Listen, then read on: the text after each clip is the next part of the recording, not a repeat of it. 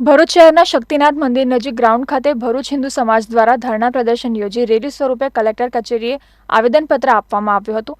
આવેદનમાં આક્ષેપ સાથે જણાવ્યું હતું કે બાંગ્લાદેશમાં શેખ હસીના સરકારને અલોકતાંત્રિક રીતે બરખાસ્ત કર્યા બાદ હિન્દુઓ પરના અત્યાચારોમાં ભારે વધારો થયો છે।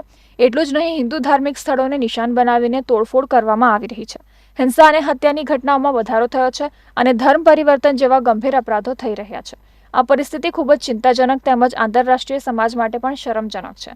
ભારત સરકારની જવાબદારી છે કે તે પોતાના નાગરિકોની સુરક્ષા કરે અને કોઈપણ પ્રકારના અત્યાચારોને રોકે। આ અત્યાચારના વિરોધમાં ભરૂચ ઇસ્કોનના સંત ચિન્મય કૃષ્ણદાસજી, મુક્તાનંદ સ્વામી, સોમદાસ બાપુ, કુકરવાડા આશ્રમના લોકેશાનંદ સ્વામી તેમજ સ્વામિનારાયણ સંપ્રદાયના સંતો સહિત મહંતોની ઉપસ્થિતિમાં ભજન કીર્તન સાથે શાંતિપૂર્ણ માહોલ વચ્ચે ધરણા પ્રદર્શન યોજી રેલી સ્વરૂપે ભરૂચ કલેક્ટર કચેરી ખાતે આવેદનપત્ર આપવામાં આવ્યું હતું।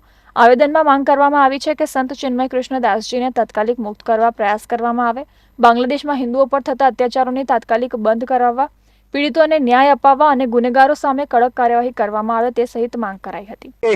બાંગ્લાદેશના હિન્દુઓ ભાઈ બહેનો માટે જે અત્યાચાર થઈ રહ્યો છે, સ્વામીજીઓ મંદિરો પર જે હુમલા થઈ રહ્યા છે, એના માટે આપણી સરકારને આપણે કહેવું પડે કે ભાઈ તમે કંઈક એ લો, તે આપણા માટે બહુ શરમજનક વાત છે અને અમે એનો માટે બહુ ખેદ વ્યક્ત કરીએ છીએ। તે છતાં એમને જાગૃત કરવા માટે આ સરકારને આવેદન આપવા માટે અમે અત્યારે કલેક્ટર શ્રી પાસે જઈ રહ્યા છીએ। જય હિન્દ।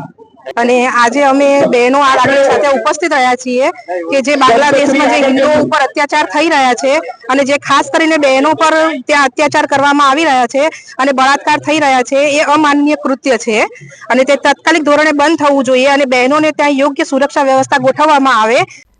બાંગ્લાદેશમાં હિન્દુઓ પર થતા અત્યાચાર વિશે ગંભીર ચિંતા કરવા સાથે શેખ હસીનાની સરકારને બરખાસ્ત કર્યા બાદ હિન્દુઓ પર અત્યાચારોમાં વધારો થયો છે। હિન્દુ દેવસ્થાનને નુકસાન કરવામાં આવી રહ્યું છે અને તોડફોડ કરવામાં આવી રહી છે। બાંગ્લાદેશમાં હિંસા અને હત્યાની ઘટનાઓમાં પણ વધારો થઈ રહ્યો છે। ધર્મ પરિવર્તન જેવા ગંભીર અપરાધો થઈ રહ્યા છે। આ પરિસ્થિતિ ખૂબ જ ચિંતાજનક અને આંતરરાષ્ટ્રીય સમાજ માટે પણ શરમજનક છે। ત્યારે અંકલેશ્વર ખાતે પણ હિન્દુ સંગઠનો દ્વારા આ મામલે વિરોધ નોંધવામાં આવ્યો હતો।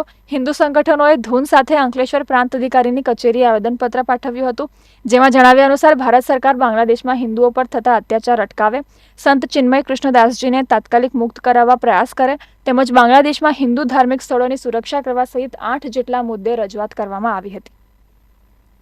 કે બાંગ્લાદેશમાં થતા હિન્દુઓ પર અત્યાચારને તાત્કાલિક બંધ કરવામાં આવે અને સ્વામી ચિન્મયાનંદજીને જેલમાંથી તાત્કાલિક મુક્ત કરવામાં આવે। એના માટે જે કંઈ કૂટનીતિક આંતરરાષ્ટ્રીય સ્તરે મુદ્દો ઉઠાવવાનો આવે એ ભારત સરકાર એના પગલાં લે, એવી અમારે ભારત सरकार પાસેથી માંગણી છે।